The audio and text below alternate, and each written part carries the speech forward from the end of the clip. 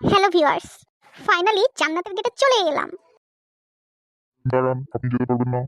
Ticket দেখান। কিসের ticket? জান্নাতে প্রবেশের টিকিট। আমার কাছে তো কোনো টিকিট নেই। টিকিট নাই মানে আপনি জান্নাতে প্রবেশ করতে পারবেন না। আপনার জন্য রাস্তার উল্টো পাশে দোজকের গেট খোলা আছে। দোজক? It's a joke, right bro? না, আমি জোক না, আমি জান্নাতের পাহারাদার। ফানি ফেলো। লিসেন, আমি এখানে আসার আগে জান্নাত কনফার্ম করে এসেছি। তাহলে টিকিট দেখান। ওকে ব্রো, লিসেন, আমার কাছে কোনো টিকিট নেই। তবে হ্যাঁ, আমার আঙুলের দাগটা এখনো আছে।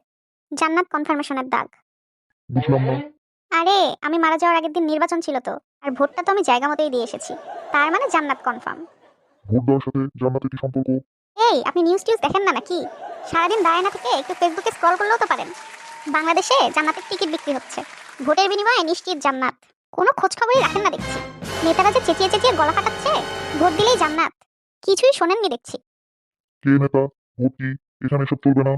ইবাদতের টিকিট ছাড়া জান্নাতে প্রবেশ নিষিদ্ধ। কি? তাইলে কি ভোটটা নষ্ট হলো? জান্নাতের আশা একদম ফ্রিতে দিছি এবার।